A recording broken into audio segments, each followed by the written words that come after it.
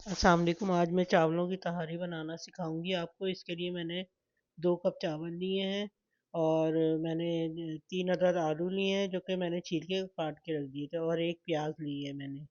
प्याज काट लिए, और टमाटर लिए मैंने। 3 अदद टमाटर लिए मैंने, बारीक काट लिए थे। लहसुन अदरक का पेस्ट 1 चमचा। एक आधा चमचा जो है वो मैंने मिर्च लिए, और पिसे हल्दी जो है वो 1 चमचा लिया, और 1 चमचा धनिया, और आधा चमचा ज़ीरा, और थोड़ा सा मैंने गरम मसाला पिसा हुआ दिया है। अब इसके लिए मैं ये करूँगी कि पहले ना ऑयल को गरम कर लूँगी, और प्याज को थोड़ा ब्राउन करने के लिए रख दूँगी। अब मैं प्याज को थोड़ा सा ब्राउन करूँगी। गरम ऑयल में मैंने ये किया है। तो अब प्याज को मैं ब्राउन करूँगी।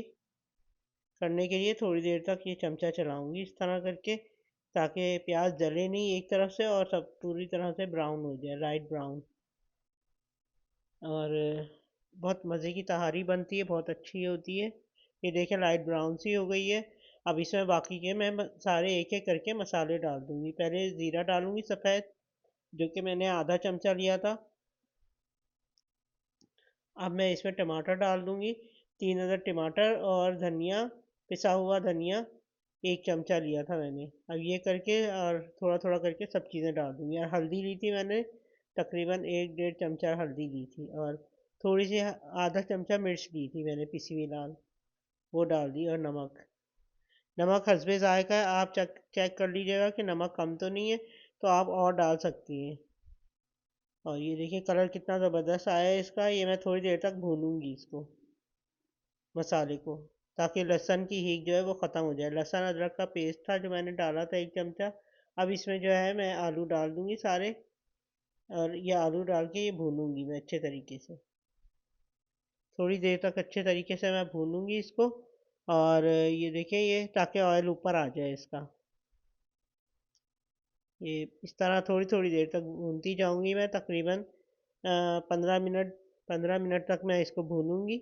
और इसका जो है ना, ये टमाटर का पानी खुश्क हो जाए, और मसाला बन जाए, और ऑयल ऊपर आ जाए इसका। इस तरह करके ना, ये आलू डाल के थोड़ा भूनती जाऊंगी, ताकि अच्छे तरीके से मिक्स हो जाए, और टेस्ट जो है वो आलूओं में भी आ जाए। देखिए अच्छे तरीके से मिक्स हो गया है। और उसके बाद मैं इसमें पानी डाल दूंगी। तकरीबन 1 लीटर मैं पानी डालूंगी इसमें, और ढकना ढक के रख दूंगी, ताकि आलू गल जाए। आलू थोड़े से गल जाएंगे तो मैं इसमें, ये देखिए पानी पक जाएगा, आलू गल जाएंगे।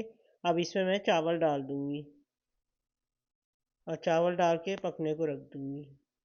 आप हमारे चैनल को लाइक कीजिए, शेयर कीजिए, सब्सक्राइब कीजिएगा, और बताइएगा कि आपको कैसा लगा है।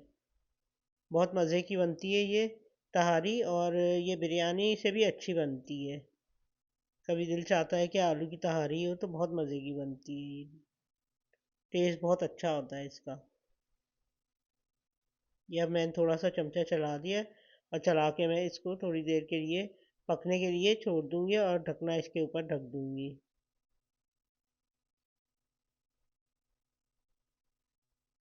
और आप कमेंट कीजिएगा, और मुझे भी बताइएगा, ट्राई भी कीजिएगा, कि मुझे बताइएगा कैसी बनी है।